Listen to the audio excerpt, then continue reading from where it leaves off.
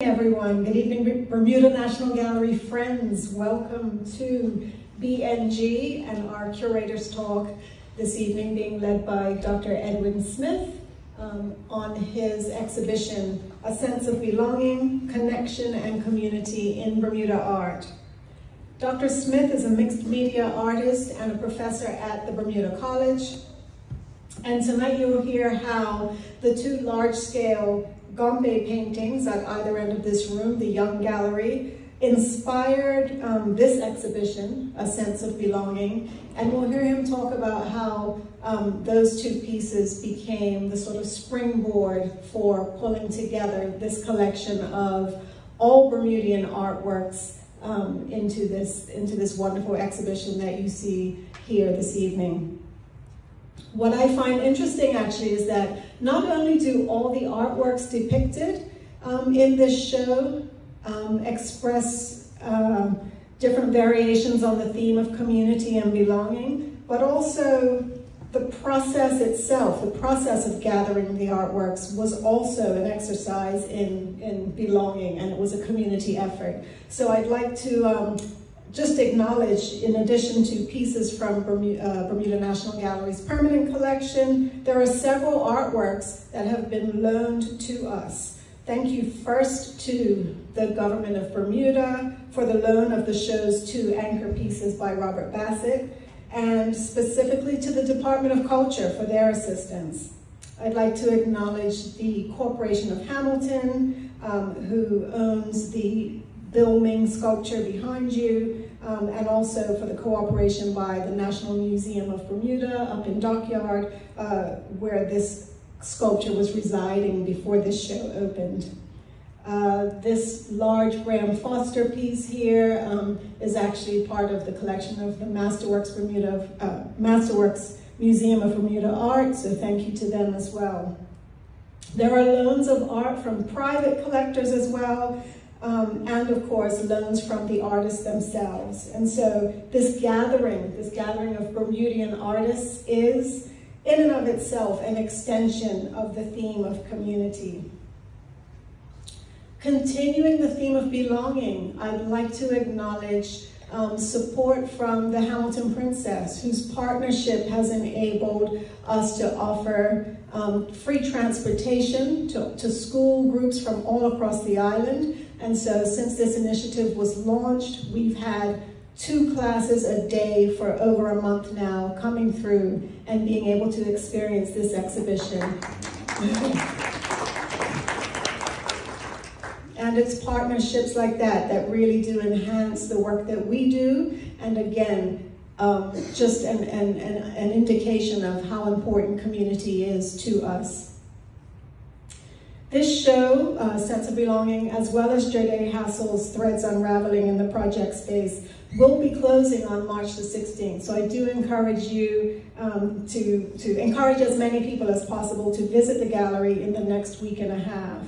Admission is free, and this is thanks to sponsorship and support from the Christian Human Foundation, who have once again, they did it last year, but they have once again for 2024 sponsored free admission to the gallery for the entire year. Once again, just making it that much easier for as many people as possible, as many members of our community, to come in and experience all that we have to offer.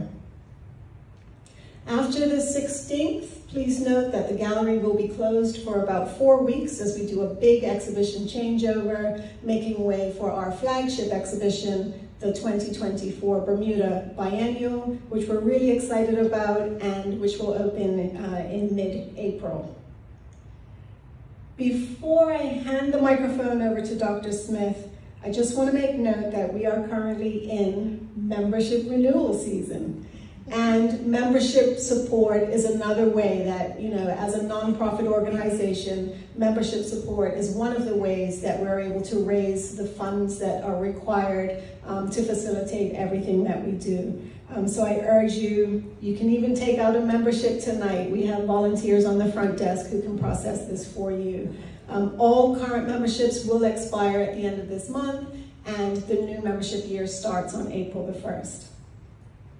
I don't see him here tonight, but just yesterday I had the pleasure of meeting a gentleman by the name of Roger, and he remarked that even the shape of the gallery encourages kind of a continuous flow, repeating the circular theme of connectivity that exists within this exhibition. And so as you all join this circle, this community, the circle of connection, I invite you to put your hands together and welcome Dr. Smith and enjoy his insights into his curatorial process.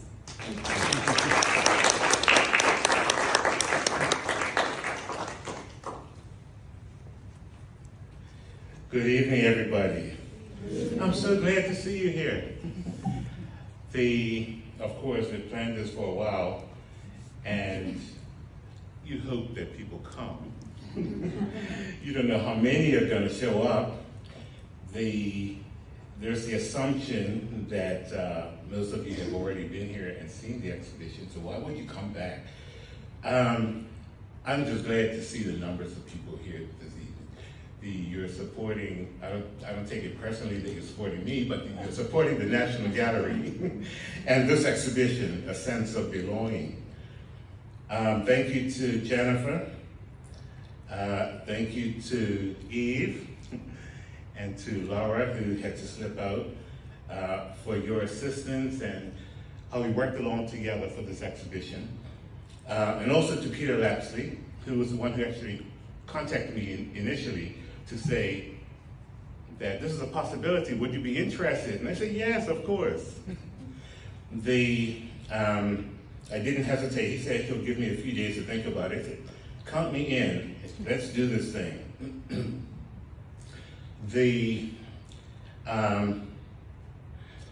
I'm gonna say that I've been stopped in the streets on numerous occasions by people who just wanted to tell me that they had been here and enjoyed seeing this exhibition.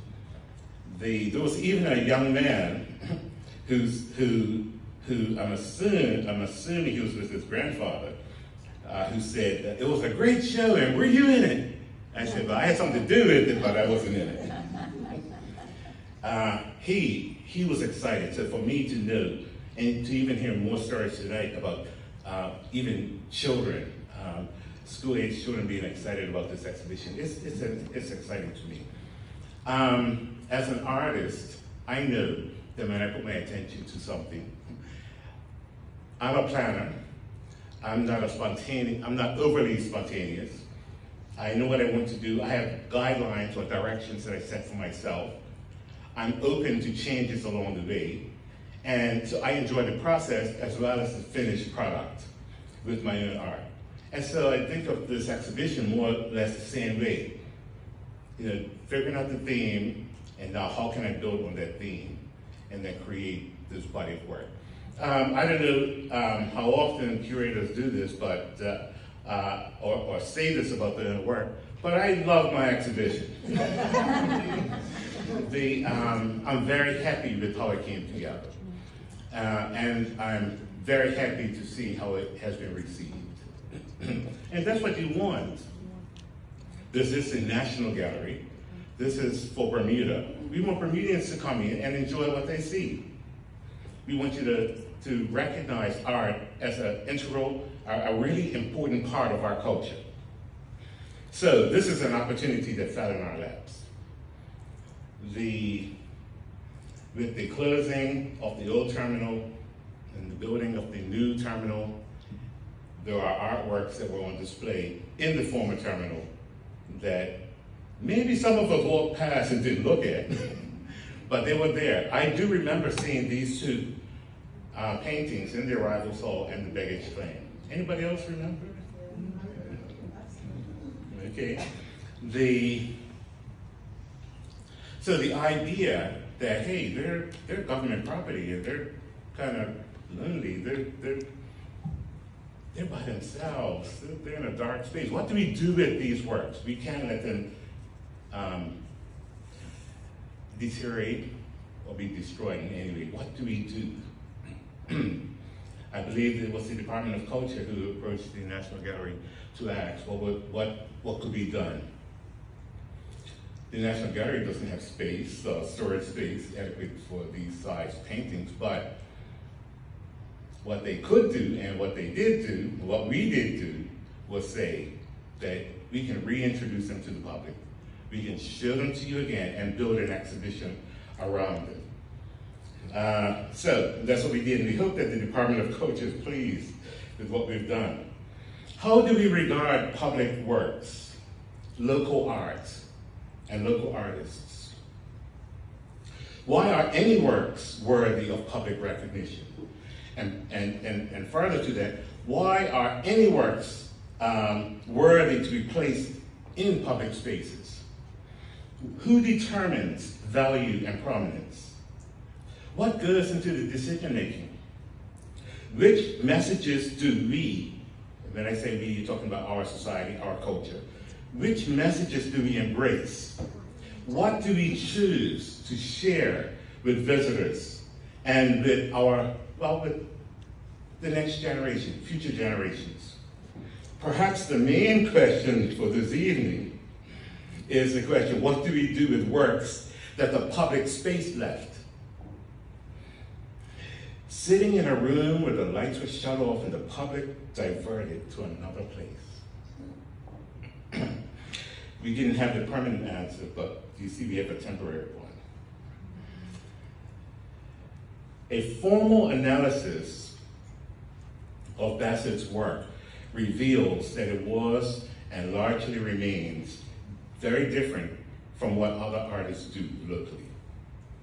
We can, and many have, spent a lot of time on Bassett's unique approach as a colorist and on his abstracted figurative work, and often without digging deeper. It is true, however, that a formal analysis of Bassett's art, and in particular, these two anchor works, is an exciting undertaking. And it may be easy to remain there. In any consideration of art, surely a formal consideration must occur first. What am I looking at? Wrapped up in my responsibilities as an art professor is constant evaluation. I can look at a portfolio and tell pretty quickly an artist's sense of composition, their command of material and technique, their interests, their desire to experiment, imagination. Is this artist following trends? Are they pandering? Much can be gathered in just a few instances and in a few moments. However, a larger contemplation means that you have to now dig into yourself, your own experiences, your own knowledge to gain an understanding of what you're looking at. Let's operate these slides.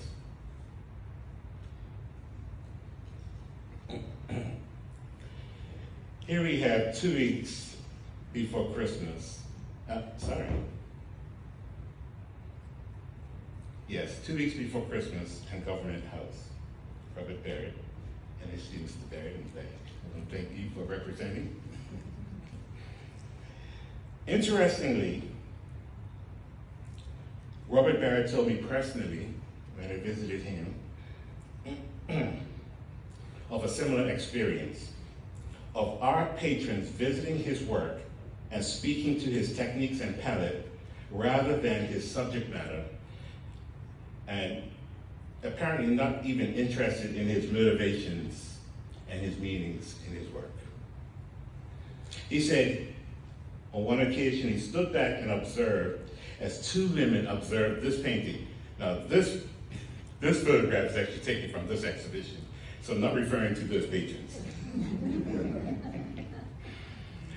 He stood back and observed 2 women observing his painting, and they questioned out loud, why would anybody want to paint that? They said, thank God that painting is not depicting anything here in Bermuda. Even with the iconic Government House there in the composition.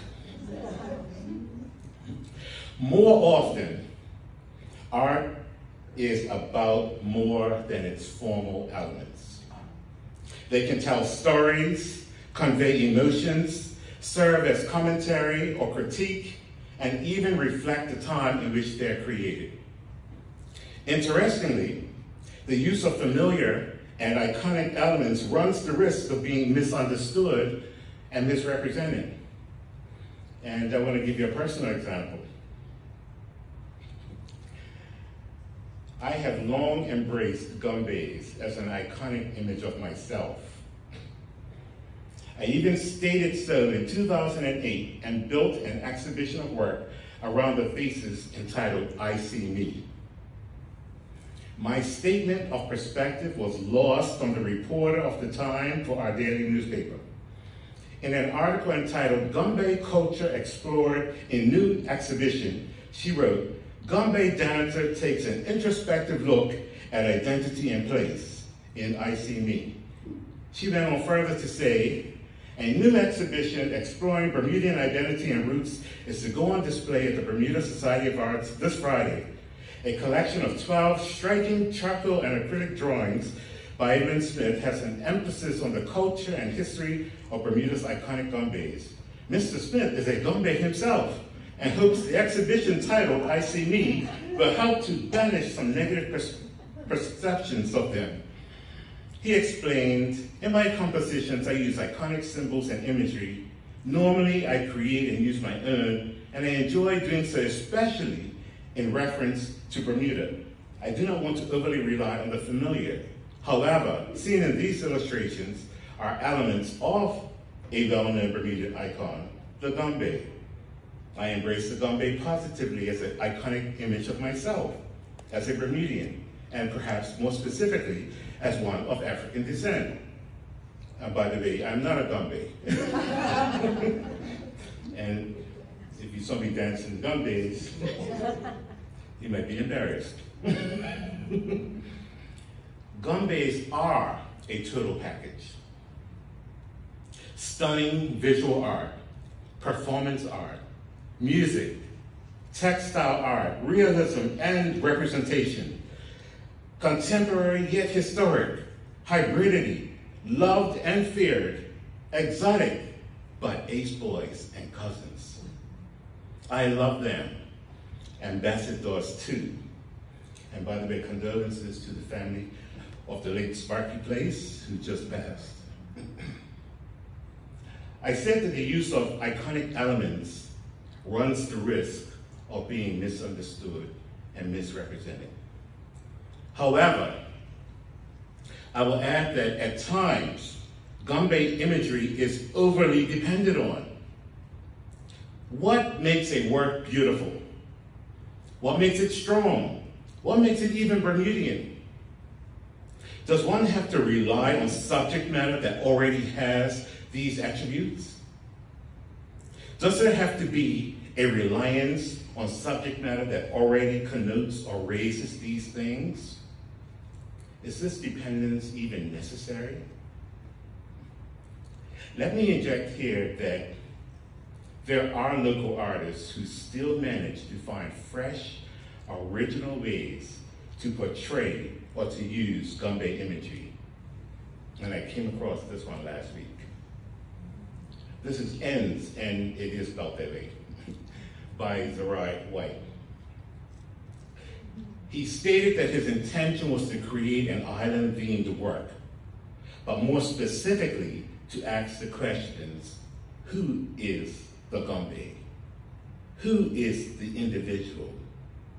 Who are they in their own free time? With patience, colored pencils, and his representational approach, White is one of those who has humanized the gumbay. His work is a means to an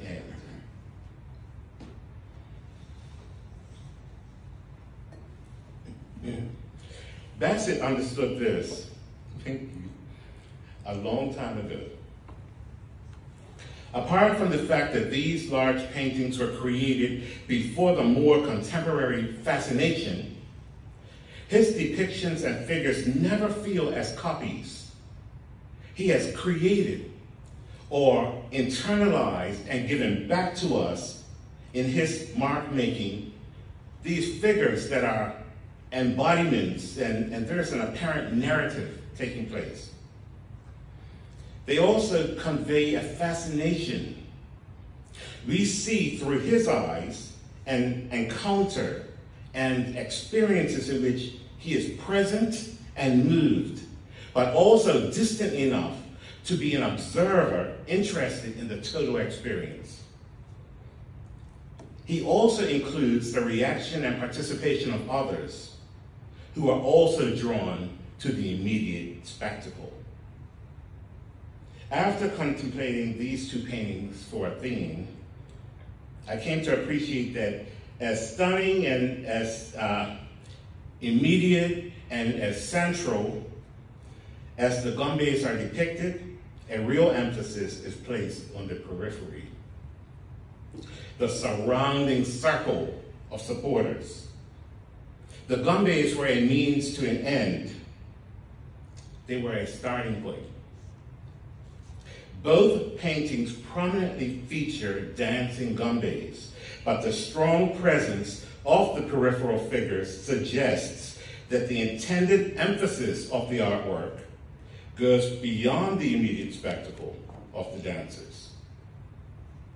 The paintings convey the existence of an engaged community whose reaction centers on the Gombe's. Sometimes, and I wrote this in the catalog, they seem to match the energy of the dance troupe, and at other times, they appear mesmerized, but what remains consistent is a sense of togetherness.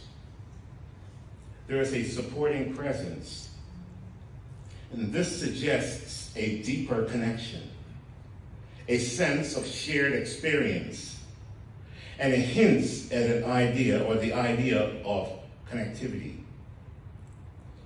The exploration of the artwork's portrayal of cultural citizenship leads to broader considerations of relationships. So in this context, the large Bassett paintings serve as an anchor. And the central theme throughout this exhibition is the concept of belonging.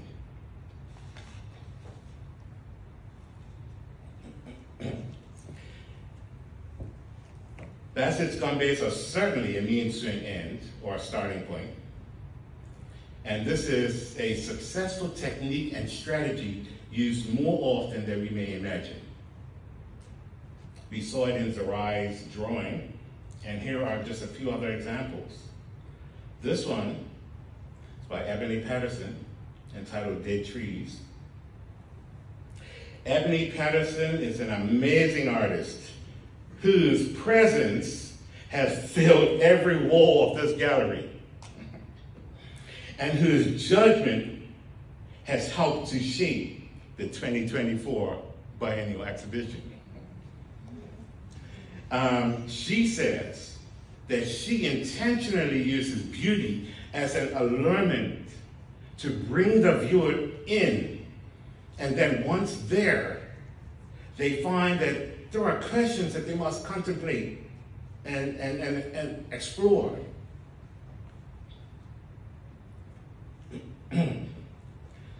Hugh Locke. Recently I saw an interview of British sculptor and contemporary visual artist Hugh Locke speaking about his commissioned work at the Tate Museum. A huge multi-figured movement of people that he entitled The Procession.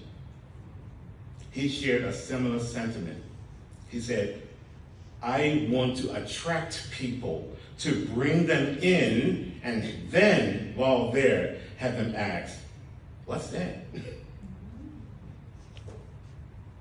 There are many ways in which an artist can let his audience know that one can enjoy every aspect of the work, and simultaneously be aware that the focus is not on the obvious, but rather on something else, which could be a political statement, an issue, or the truth. In other words, the work or the intention may not be about what you think it is. Certainly, there are artists who are well aware of the power they have in their hands.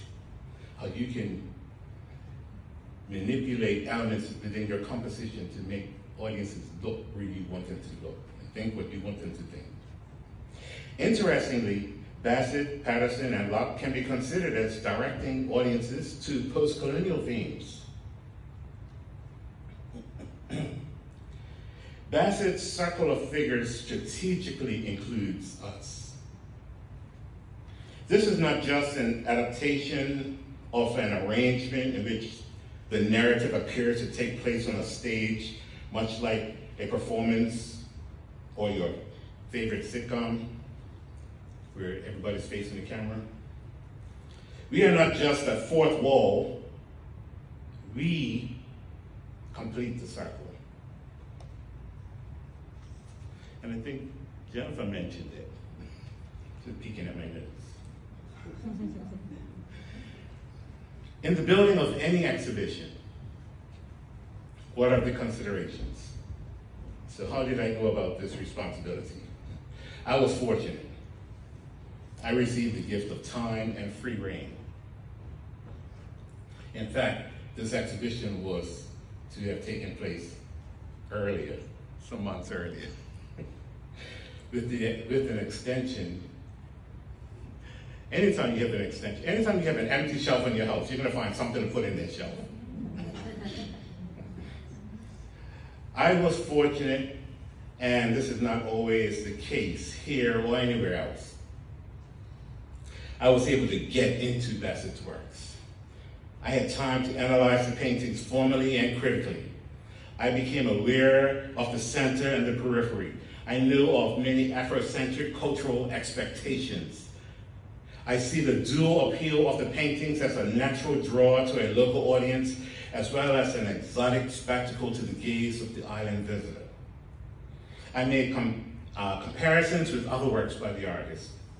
I consider the local art world, new media, and subject matter, and I'm aware of his deviation from the established art making. So, my focus rested on the periphery. Undoubtedly, there is a diasporic connection.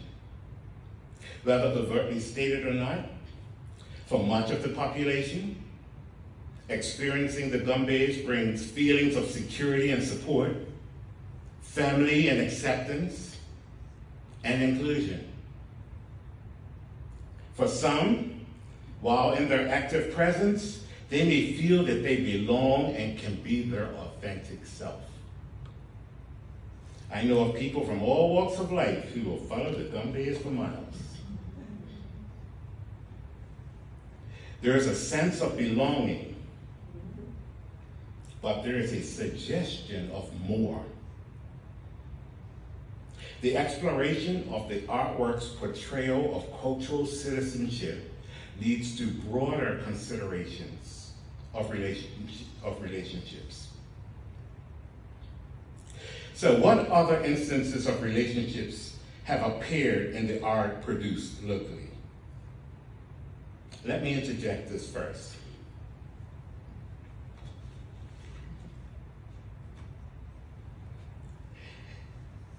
Last weekend, as I was clearing some space, I came across a brochure for an exhibition that was held here at the National Gallery in 2013. It was entitled A Sense of Place. A Sense of Place. I remember attending and enjoying that exhibition, but I did not remember the title. So I've come up with a sense of belonging, and 10 years earlier, there was a sense of place. That exhibition featured sculpture and installation, and even mentioned the term belonging in passing. But the central thesis was on location and identity, and how these are embedded in sites. Curator then, Sophie Kressel, said, "Our sense of place is our personal compass. It informs how we identify ourselves and impacts how we identify others around us. formed through the relationships we have with our surrounding landscape, an understanding of our heritage and culture, and our perception of history, our sense of place is what grounds us. Art can remind us of this grounding and can trigger new considerations of who we are. End of quote. That was in 2013. Yesterday, I browsed through a magazine entitled The Great Bermuda Catalog, published in 1987, almost 30 years prior to that exhibition. The art showcased had an emphasis on place, landscapes, sparkling seascapes, architecture, and environment, with an emphasis on the clarity of the light present here in Bermuda. My point here is that while the art produced and exhibited here continued to evolve and match international standards, the hierarchy of genres was still largely intact. Relationships and belonging was not seen as mainstream subject matter as yet.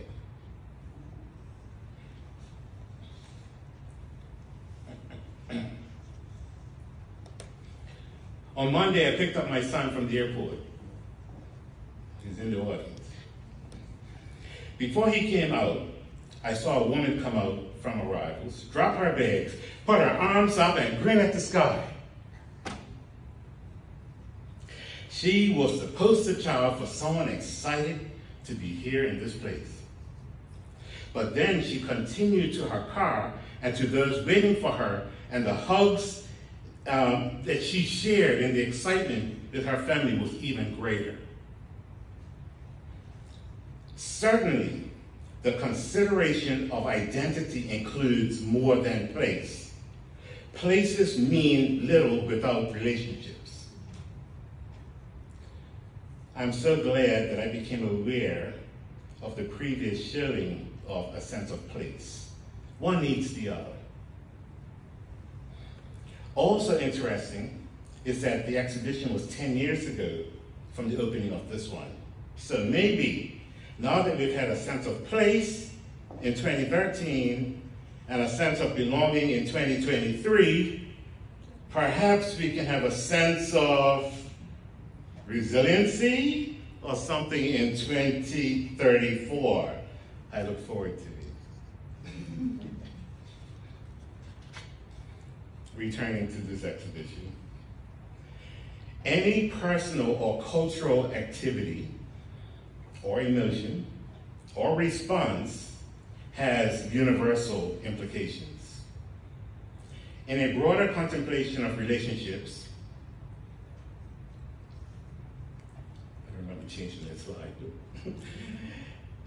In a broader contemplation of relationships, I wondered, how have our artists used the theme of support, connectedness, and relationships in their work? How often do local artists refer to relationships in their work? Are there many instances of social interaction, a connectedness that references interaction? Certainly we remember and record what we value. What is a priority for us? What is it that what is it that seems to be of genuine interest? What is worthy subject matter? Are relationships important? If so, how is this seen? In personal encounters? In national and/or community pride?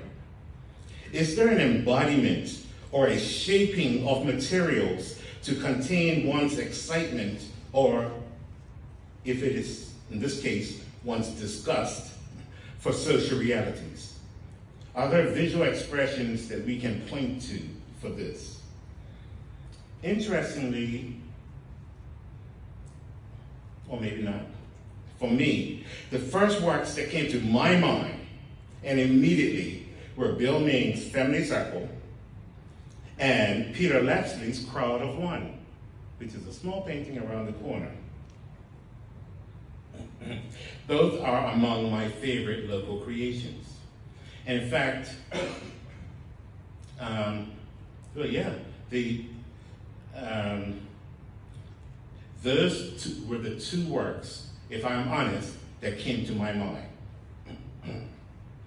Interestingly, one is sculptural and the other two-dimensional. And I was excited because I knew immediately that this would be a figurative, reliant exhibition, and that this was a good start to see one of my anticipations, and that was to see actual people with figurative work in between them, while behind them there's a background of more figures. Now, there is this photo here, but this one only has sculptural work with the background of Bassett's paintings, and I didn't get one with the mingling guests going all through. I saw it with my own eyes, but wasn't quick enough to really capture the imagery. It's still fascinating, and it will always be fascinating to me to have an audience going through, mixing with the artwork. So, not only live figures, but the sculptural figures, and the backdrop of more figures. A full room.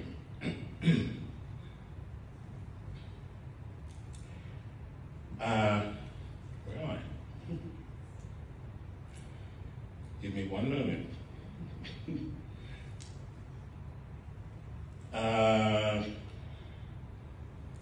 Let's look at these and a few other selections. So I have, let's look at these. When I look, and this is amazing too, to have this presentation here, to talk about these artworks, and you're sitting in the middle of the artworks. So you can, we're looking up there, but you can literally just turn around and see the works. And maybe I want to get you to do it now, as we consider Bill Maines. When I look at this, I see, and this comes to my mind, pull together, watch each other's back. We have and must rely on each other. There's a lot of us in a little space, much like a vessel on high seas. We have gone through stuff, and we're still healing. We have our dignity, and we are second to none. We are individuals, but we are family. And like most, our family is dysfunctional at times. But nevertheless, we exist here on this spot, our spot. The work is both a description and an admonishment. It is for the most part what we do and what we want to pass on to the next generation. Clearly, a sense of belonging, relationships, connectivity. That's what I get from that, from Family Circle. As I contemplate Peter Lapsley's Crowd of One, and just to help you see it, I remember when Peter had had an exhibition. I don't know if it was his first one-man show, but many years ago at the Society of Arts. And that show has lived in my brain ever since. With these lines, or figures, what are they? What's going on? Blurred, but seemingly figurative. Simple, but complicated. Connectedness. A grouping. Movement as one. Togetherness. Intentional. Seemingly natural, not enforced. Strength in numbers. Are they coming or are they going? Have they left me? Are they coming for me? Why do I feel that I must consider these figures in relation to me? Was I supposed to be with them? The work is ambiguous, but apparently clear. Positivity seems to overrule. Here is a crowd of one, out of many, one people. That's what I get from this painting, this work. Maybe having said all those things, you can see how that two-dimensional work and this sculpture works together. I love it. I hope you do too. Every experience I have teaches me or confirms for me something about myself.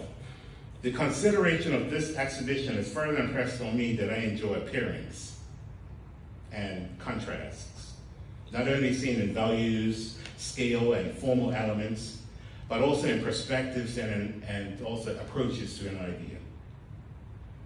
In the past, I've written about Charles Tucker and or versus Robert Barrett, Peter Wolcott and or versus the National Youth Alliance, Desmond Fountain's Spirit of Bermuda and or versus Carlos Durling's Sally Bassett, Pregnant with the Spirit of Liberty.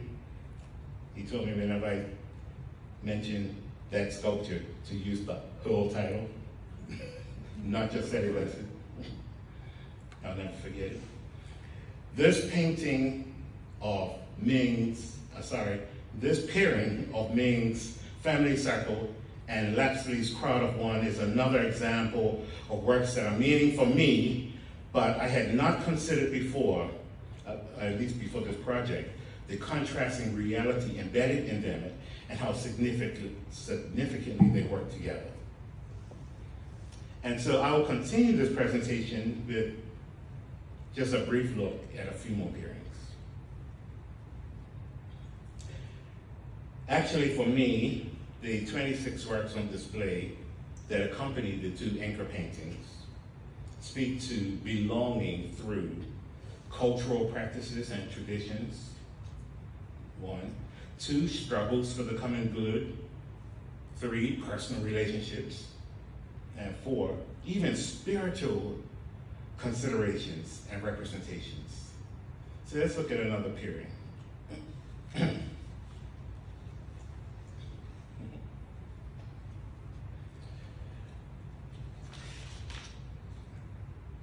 Robert Barrett and Charles Lloyd Tucker are a natural pairing. They paired themselves. Bermudian males, trained artists, close friends, mates, ace boys. And we know that they both chose to address a watershed moment in Bermuda's social history through their work. Ironically, at the time, the island was celebrating its 350th anniversary with the shameless theme, "This Island's Mine." Despite being seemingly indicative of nationalistic pride and belonging, there was no doubt as to who mine really referred to. The enforced racial segregation ensured that virtually no involvement was offered to the Black community, although this demographic made up 3/5 of the island's total population at the time. After being largely ignored as a matter of practice in occasions of national importance, many Black Bermudians just generally showed little interest in them and were mainly apathetic toward such pompous events.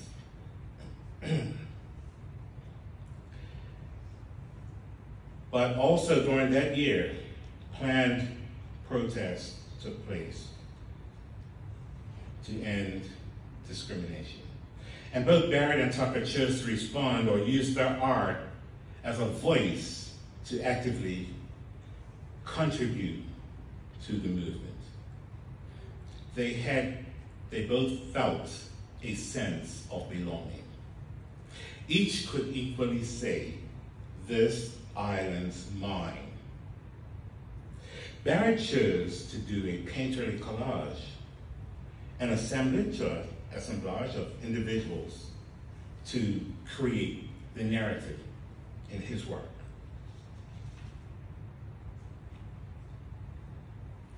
In Storm in a Teacup, Charles Lloyd Tucker kind of avoided a more representational depiction of these protesting people, his depiction of Bermuda's blacks. He did not follow his already well-known representational style, and he did not follow the stereotypical representation of blacks in Western art, in which, when they were included, were not often featured, but rather included as indicators of wealth or as additional secondary elements, usually providing confirmation of exotic foreign environments. So it did not fit into the hegemonic depiction of everyday life and social relations in Bermuda. In Storm in a Teacup, Tucker has reappropriated the capacity to represent himself, and not only himself, his race. So his multicolored, twisting, and rising vapor-like figures now appear as newly released souls, seemingly celebrating and enjoying unprecedented liberties, and cannot be contained by the apparently insignificant teacup that they eclipse and dance around. The abstracted approach is inspirational, and with it, Tucker had achieved a transcendent quality whose application is not limited to the depiction of a race or a particular historical victory as portrayed in this instance, but it's a reference to marginalized people globally and their struggles. Abstraction allowed him to not limit his figures as black in 1959. It enabled a strategic delocalization, leaving room for him to ally these figures with the struggle of similarly oppressed peoples around the world.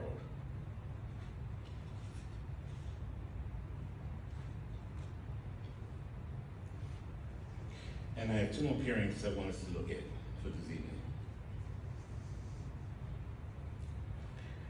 He's got the whole world in his hands. An example of spiritual considerations and representations. Here's Bill Collison. I've had conversations with Bill. I don't remember or recall him being particularly spiritual. Maybe he was. Maybe it just didn't come up in our conversations. But we all know that he was very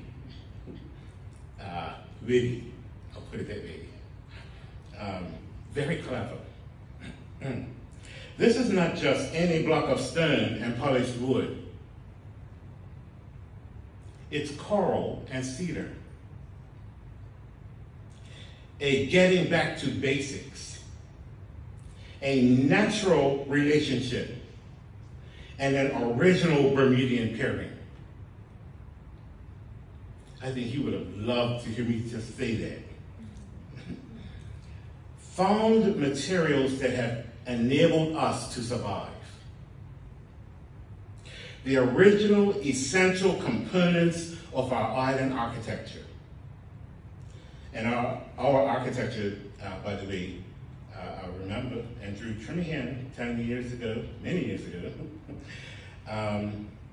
that our architecture is really our only unique art form in Bermuda, in his opinion.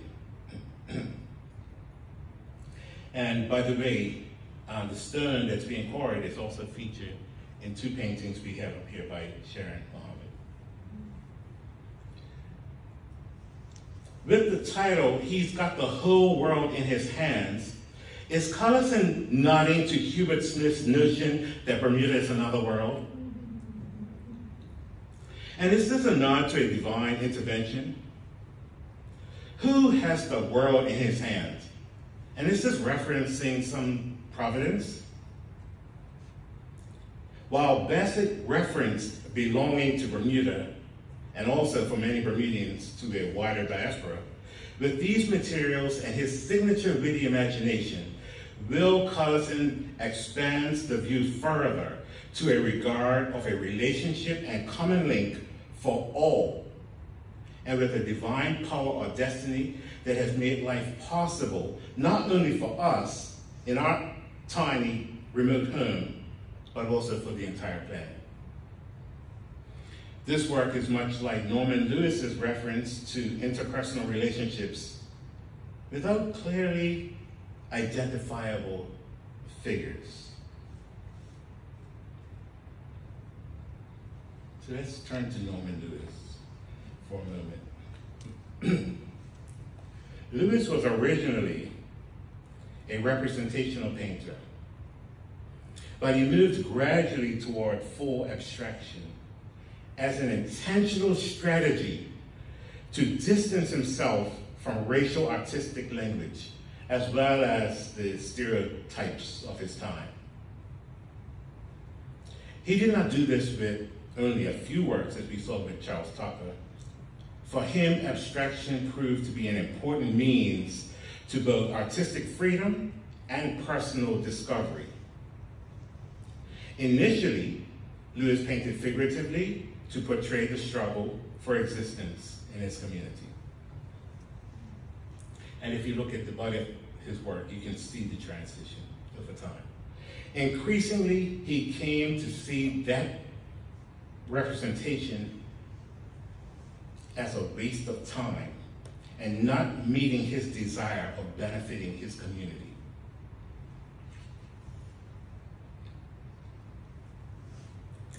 Abstraction brought for him self-discovery and the belief that the drive to capture personal feelings and emotions leads one away from literal depictions of troubled conditions.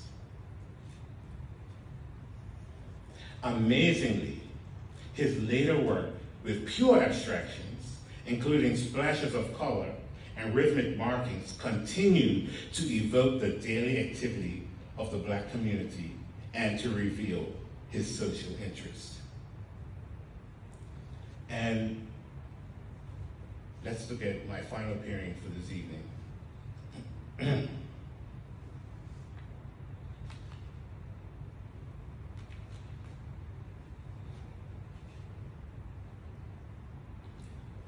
Ms. Azaria, I see you down the back. Let's take a look at Jenny and comfort. And it's appropriate for International Women's Day that we are looking at two female artists. An important part of this exhibition for me was the inclusion of Jenny. Bright and cheerful, almost childlike, this composition is complicated. Its playfulness masks a serious reality that belonging is elusive, desirable, and is an important part of our existence. Perhaps no one wants to be left out or vulnerable. At times, we feign our true feelings in regards to relationships. We wear a facade. We want to appear one way when we really feel the opposite. We feign ignorance. What is our responsibility? Are we feigning ignorance, supposedly unaware? The significance of including Jenny for me is that this seeker, Betty Azaria, is one trying to define what a relationship is. How do we define belonging? This work may appear playful and confusing, but it does reveal vulnerability. It's honest and open. She has raised an issue and wants you to determine answers for yourself. How do we define belonging? Do we sense a desperation? Do we have a need for human relationships and belonging? Do we choose not to dwell on this? Do we plead ignorance? Is this work between these individuals, or are we to assume that a relationship exists? Who is Jenny? In her search here, Azaria, with her new style, has brought together the East and the West. There's a reference to the three wise monkeys that originated in Japan, where they have been known since the 16th century. And Jenny is from 8675309. I dared myself to sing that. A popular song performed by Tommy Two Turn in the 80s. Jenny, Jenny, who can I turn to? You give me something I can hold on to. I know you think I'm like the others before who saw your name and number on the wall. Jenny, I got your number. I need to make you mine. Jenny, don't change your number. Jenny, Jenny, you're the girl for me. Oh, you don't know me, but you make me so happy. I tried to call you before, but I lost my nerve.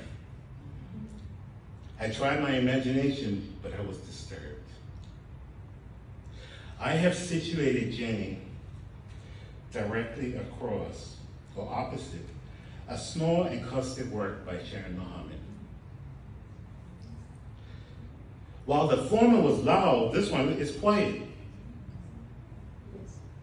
While the former saw realism as unnecessary and not helpful, this one depended on it to reveal a tender moment between two people. As different as these works are, the same questions can be asked. How do we define belonging? Does it reveal vulnerability? Is it honest and open? Do we have a need for human relationships? Do we choose not to dwell on this? Do we plead ignorance? And we do not know the relationship without being told, but belonging is present. The imagery feels relatable, even Bermudian. While both Azaria's and Muhammad's works are based on intimacies of everyday life, Azaria's work is based on a fictional character, and Sharon Muhammad's work is based on real people in an actual situation. With genuine affection, one person is attending to somebody else in a very healing and unique experience. So, as I conclude, this is a sense of belonging. And with this, I hope that you've gotten a glimpse of my thought processes as I considered Robert Bassett's two large paintings and how to re-present them to the community in which they were made. I have felt a sense of belonging with the National Gallery, and I thank them for giving me this opportunity to build on these works. And just want to say, places mean little without relationships. Thank you.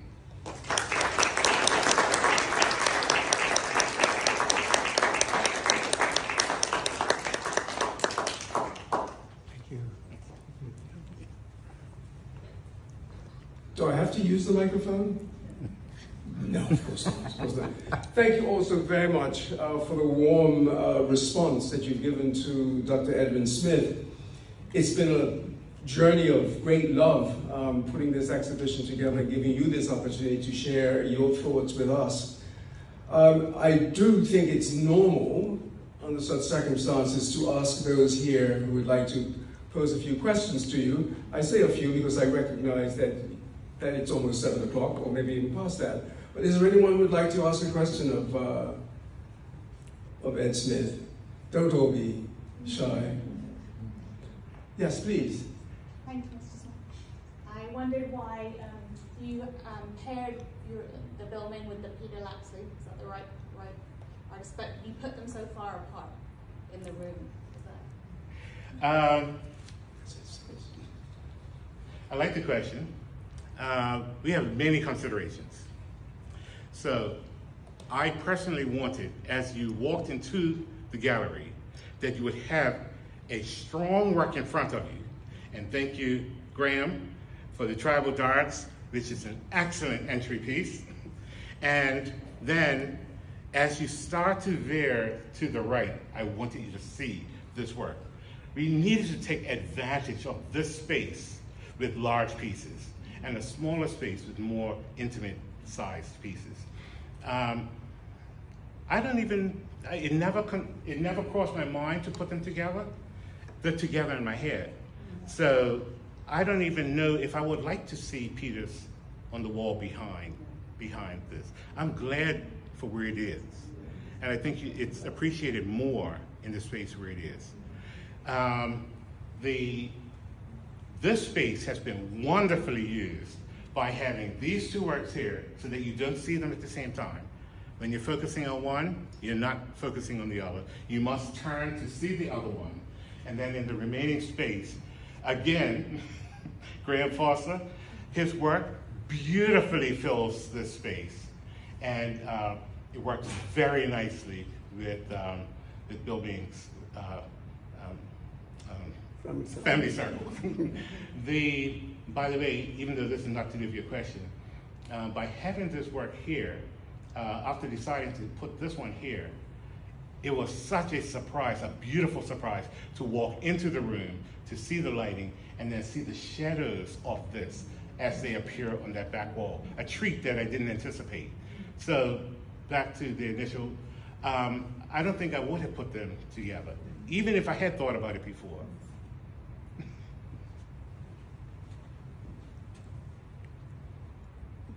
Yes. Could you tell us about the quilt? Because I was particularly struck by that. That room, I almost call it a family room. In fact, you heard me talk about Jenny and Comfort, which again, they're opposite each other. You look at one, then you have to turn to look at the other. That quilt helps to bring about a feeling of home. It's a topographical view of Bermuda. So you're looking at Bermuda, from above, looking down on the island. You see the rooftops and the gardens, the lawns, and I believe it's a beautiful way to combine or bring together both Jenny and Comfort.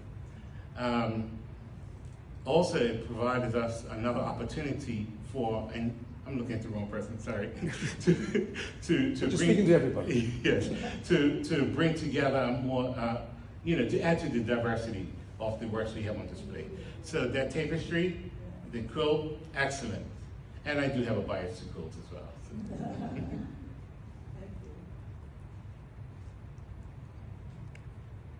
Is there another question? Yes, I see a hand. The two fabrication paintings, do you know what's next for them after this show? I personally don't know. My responsibility was to create an exhibition that Bermuda would be proud of. And I'm happy to say that I believe I've done that. I believe it's the Department of Culture that will determine from this moment on what will happen with those works.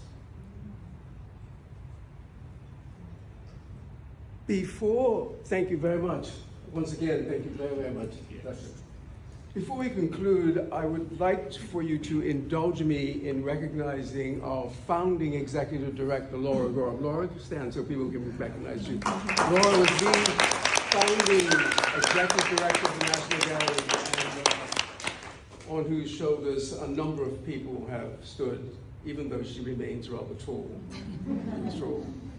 I think that, that Jennifer, the current executive director, would have me remind you of some of the things which she talked about earlier, that this is membership month, and there's an opportunity for you to, if you've not been a member, to become a member of the National Gallery, to take advantage of all the opportunities that we have to share with you.